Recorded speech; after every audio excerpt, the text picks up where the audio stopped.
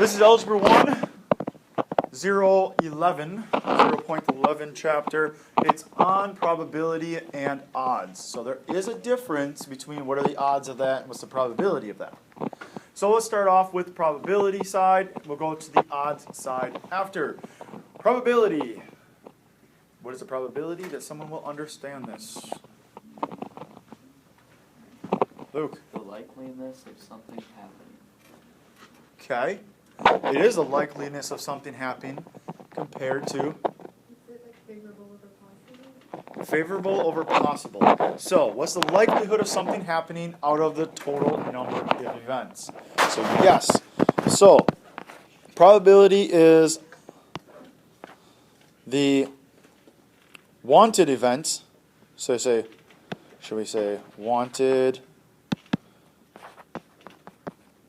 or not? Maybe not wanted. We don't want to wanted. How about favorable? Like we said. Favorable. Wow, forgot the E. Events out of total events possible. That is the probability. So, just for an example, if I wanted to, well, we'll get to the bottom. I guess we'll skip over that for a second. We'll come back to it. So, probability is favorable events over total events. Sample space. Sample space are the events. Those are the events that could happen. So if I roll a die, singular for dice, if I roll a die, what are the sample space for that? What are the events from rolling a die? 1, 2, 3, 4, 5, 6. Yes, 1, 2, 3, 4, 5, 6. So that would be the sample space. The events of that, the different outcomes, sorry. Events, maybe we'll say outcomes, maybe that'd be better. Outcomes, events of a given situation. I also have they're equally likely. We say that things are equally likely when everything has the same amount of times it could happen, right? Same amount of times it can happen. That means that when you roll a 1, you have an equally likely chance of rolling a 2. So the same amount of times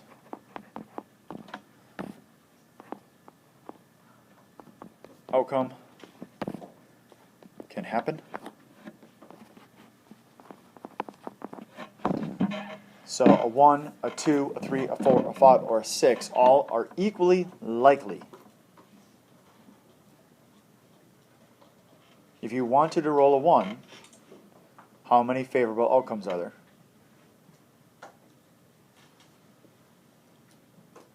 On a die, how many things are a 1 on a die? 1. How many total events are there? 6. So rolling a 1 itself is 1 out of 6. Your probability is 1 out of 6. Now, we'll start talking about some probabilities here. I changed it up, made it a little bit tougher. You want to roll a 1 or a 5. How many favorable? 2 out of 6. Or you have a 1 in 3 chance of getting what you want. What about an even number? How many even numbers are on a die? 3. So it would be 3 out of 6, or 1/2 of the time you should have, or 50% of the time you should have an even number. Makes sense, right? Things get a little bit crazier when you start to add a second die in there. So now you have a pair of dice, or 3 dice, 4 dice, 5 dice, getting Yahtzee. Woo! What are the chances of getting a Yahtzee on one throw? We could actually figure out that odds, or not the odds, the probability. We can also figure out the odds if you wanted to too. Okay? So guys, there's also other numbers on our die. We go back to that first situation. We have a 1 in 3 chance of rolling a 1 or a 5. Well, how many other numbers are there? If it's not a 1 or a 5, it's a 2, a 3, a 4, and a 6. There's 4 more, right? Just by chance, that's 4 out of 6 of them, or what? 2/3? So you have a 1/3 chance of getting what you want, or you have a 2/3 chance of getting ones that you don't want. Interesting. What about B? You have a 1/2 chance of getting an even number. That means what's left? The odds. And what are the chances of rolling an odd? 3 out of 6, or still 1/2. Interesting. Guys, those are called complements. Rolling a 1 or a 5, or rolling the 2, 3, 4, 6, those situations, those probabilities are complements. Events that make up all the outcomes. Because when I put those two groups together, I get all of the possibilities. The evens and the odds are complements of each other. What do you think the sum of the probabilities of any two complementary events is going to be? What are those? Odds we said was 1/2. What about those? What do they seem to add up to? Real? 1. They add up to 1. Or, if I convert that to a percentage, that'd be what?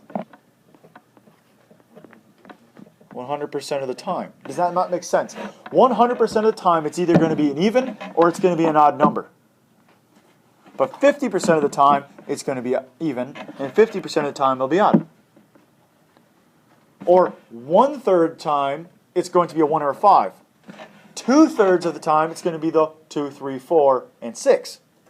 The other half, right? The other outcome that I might not want. So the favorable outcomes and the unfavorable outcomes should total to the actual number of outcomes that are possible. This happens to be more than just 2 events as well. There could be 3 different things. Like I could pull colored marbles out of a hat. There could be reds, blues, and greens. That means the sum of all their probabilities will still be 1, or 100% of the time, for all of the events added together. Probabilities. Okay?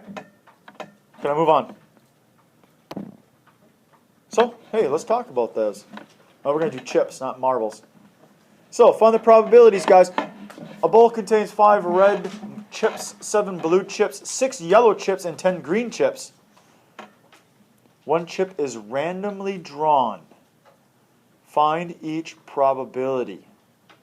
What if I reached in there and I wanted to say, I want to pull a blue chip? What's the probability of me pulling a blue chip? Again, what is probability? I'm going to put this in the bottom. Probability is favorable to what? It's on the last slide. It's in your notes. Total. Total outcomes. Favorable outcomes, total outcomes. How many favorable outcomes are blue? Chuck? 7. So there's 7 favorable chips in this bowl. How many total chips are there, though? Is everybody okay with 28?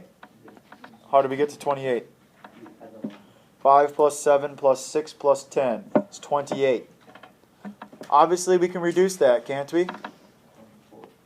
It's 1 over 4. So you have a 1 in 4 chance, 25%, of getting a blue chip. What if it wanted to be red or yellow? How many red? How many red? 5. How many yellow? Over. How many again? 28 total, which is 11 over 28. Can I reduce that one? I don't think so. So you have 11 out of 28 chance of getting the red or yellow chip. And the last one, tricky, it's not asking for the green chips, it's asking for everything but green. How many would that be? 18, because there's 10 chips of green. So if I take the 28, which is total, subtract the 10, I'll have 18. Out of the 28, I could reduce that, can't I? What would that be?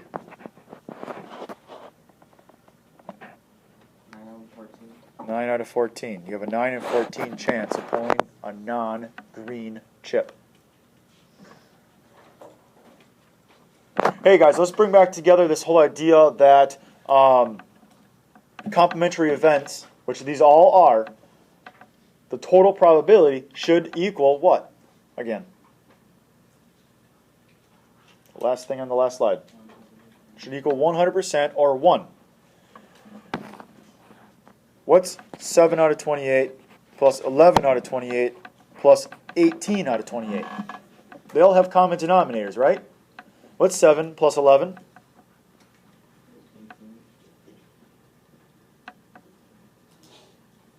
Oh, sorry. Never mind. Why won't that work? I was going to say, hey, if I add 18 to that, that's 36 out of 28. That adds up to over 1. Why does that not work? Why? Yeah, C is asking for, they're not actually complementary events in this case, because they're not talking about individual parts. So actually, we'd be done with this problem. Sorry, I cannot highlight that these are not complementary. So if one was just asking for blue, one was just asking for yellow, and one was for green, and one was for red, so forth, those would be complementary.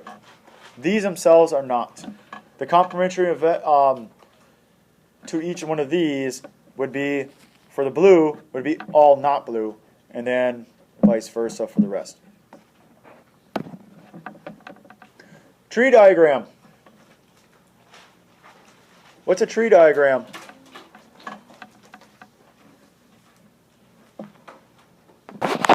So a tree diagram to me is it uses or connects choices to other choices.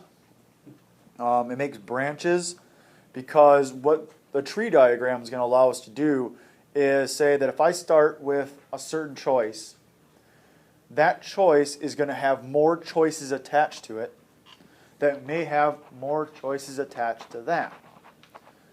Hence the school baseball cap problem below.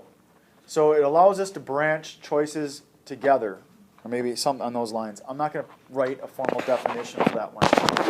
But we're going to use a tree diagram, or this idea of branching or connecting things together, to say that, hey, school baseball caps come in blue, yellow, or white.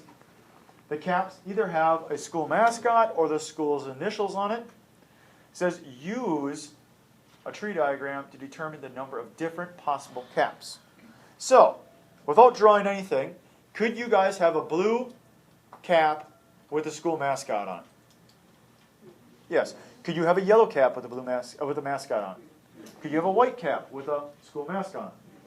Could you have a blue cap with the schools? Yellow with the schools. White with the school. Yeah. So we could probably, on this particular problem, find all of the outcomes pretty quickly. But there are other choices, there's going to be other problems that are going to have more things. So what I say we do is you need to start with one of your choices. And it kind of makes sense to start with the basic type of hat. And you're going to have a blue, a yellow, or a white hat, correct? Each hat has how many choices embroidered on it, basically? 2. You have a mascot or initials. This one has a mascot or initials.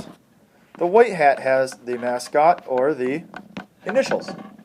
Are there any other choices for your hats? No.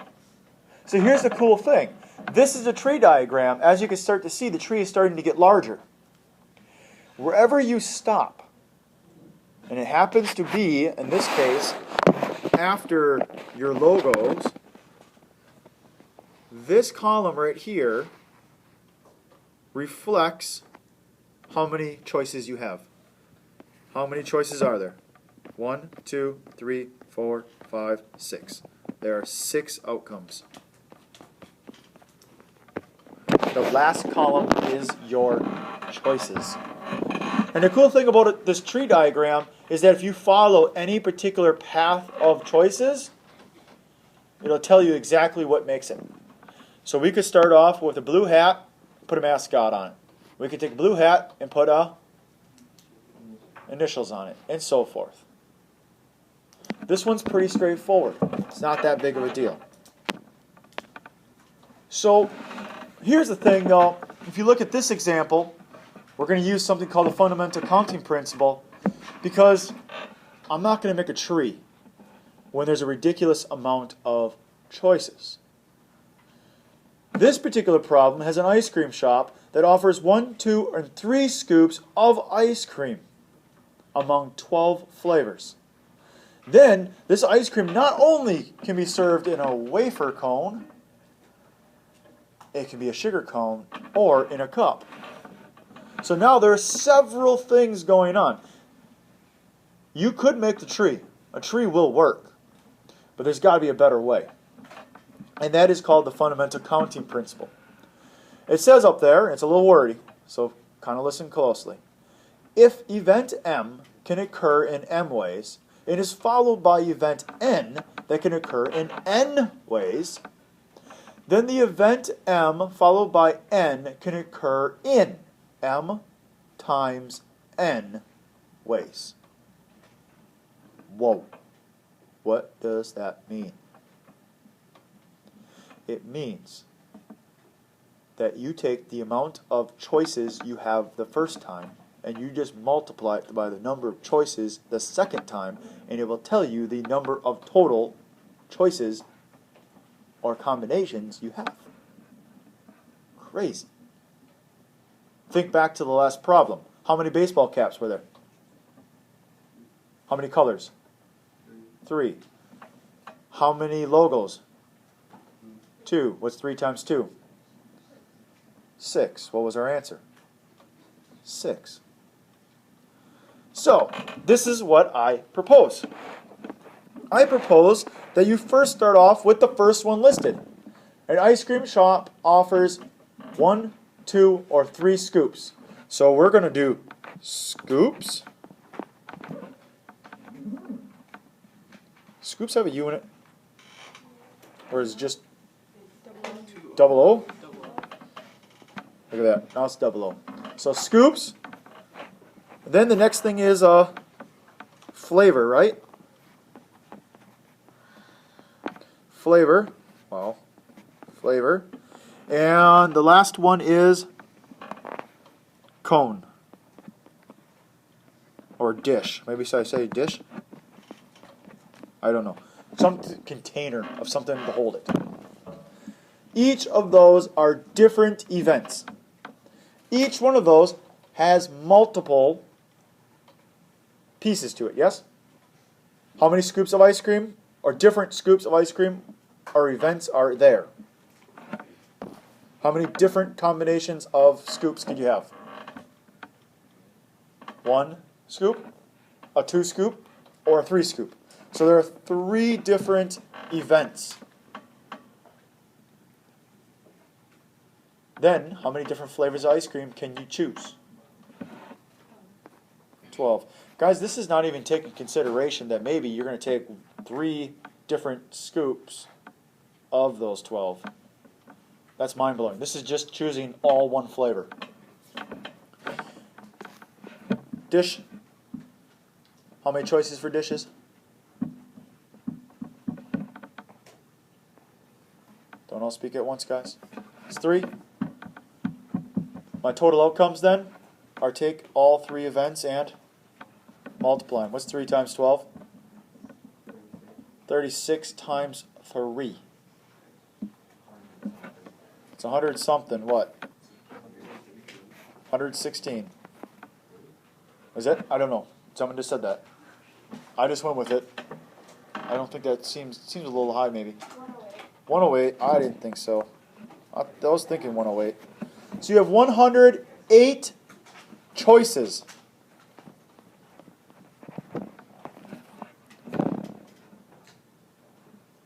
Go to Baskin Robbins, 31 flavors. Whoa. Choices are endless. Right? And again, this is not even taking into consideration that you may actually choose a chocolate, a vanilla, and a strawberry as your 3 scoops. Isn't that nuts? That's crazy. Okay, guys, watch this. I'm gonna make this. It's gonna be a little hard to see, but we have 1 scoop, 2 scoop, 3 scoops. Yeah. Each of those has 12. 1, 2, 3, 4, 5, 6, 7, 8, 9, 10, 11, 12, right? Boom, boom, boom, boom, boom, like all these things. Look at this tree. It's going to start getting crazy, right? But each one of those lines is going to have how many choices in itself? 3. So then, all of a sudden, each one of these has to have 3. Because that's going to be one crazy looking tree. Yes? So I wouldn't want to do that. But at the end, when you count up all the ones at the end, how many choices will there be? 108. I'd rather use the fundamental counting principle. So let's test it. Jimmy needs to make a 3-digit password for his login name on a website. The password can include any digit from 0 to 9, but the digits may not repeat. That's important. How many possible 3-digit passwords are there? So, I think everybody can see that we have to come up with 3 numbers, yes?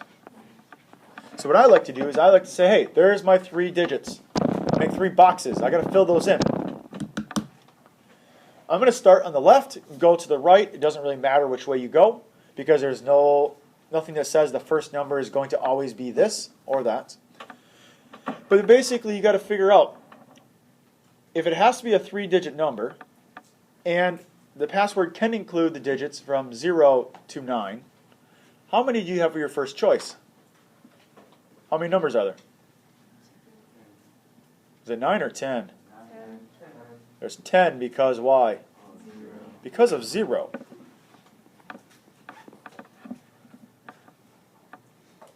Second number, how many choices do you have? 9. Whoa. 9 or 10? 7? Why is it 9? I can't repeat. As soon as I put a number down for the first spot, like a 1, I cannot use 1 again. So now I only have 9 choices. And now it's 8. It's going to gradually get smaller, correct? If this would have been a 5, then there would have been a 5-digit number, then there would have been a 7 and a 6. Fundamental counting principle says all I do is multiply those numbers across. What's 9 times 8? 72. 72 times 0. Or times 10, sorry, add a 0. There's 720 different. I'm assuming, guys, most of your phones are probably locked as well. Yes? But you guys have a 4-digit. Are you guys able to repeat? There can be 6. There can be 6. But okay, let's talk about our 4-digit passwords. How many choices do you get for the first one, though? 10. How many for the second one? 987. No. On an iPad or an Apple, for sure, I can use a number over and over, right? Guys, that's 10, 10, 10. 10. What is 10 times 10 times 10 times 10? 10,000. Big number. It's 1 followed by 1 million. It's 10 followed by how many zeros? 3. Or 1 followed by 4 zeros. There's 10,000 different combinations, guys. So to break someone's code on their phone, you would have to possibly go through 10,000. Get timed out, and eventually You're timed out for a long time. If there's 6, it would be 100,000, right? So the more digits you put in, and then if you talk about your computer passwords, you start bringing in letters. Uppercase, lowercase. That's why you need to do those things. Now, odds. What are odds? May the odds be in your favor. No, please don't bring that in here. So, what are odds? Probability was favorable to total. Odds are favorable to non-favorable. So the difference, guys, our odds does not give you a percentage of it actually happening. That's probability. So when I say I have a 25% of something happening, that's a probability. But odds tell me what are the chances of me being able to do something to the non-doing something, or favorable to non-favorable. So now if I ask you to roll a 2, what are the odds of rolling a 2? How many favorable outcomes are a 2? 1. How many are not a 2? 5.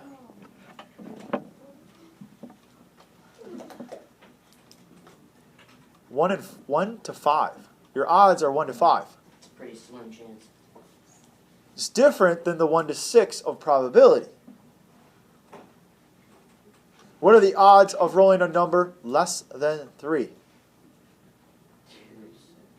8. Is 3 counted? No. No. So how many numbers are less than 3? 2. How many non-favorable numbers would there be then? 4. Notice, guys, that your odds, your favorable and non-favorables, should always add up to the total amount of outcomes. 1 plus 5 is 6. 2 plus 4 is 6. Obviously, we could reduce this to say that's 1 to 2. Don't get that mixed up with probability. It's not a 50% chance of getting this. Okay? Guys, homework's on P36, 1 through 22, every 3. Have a fantastic day.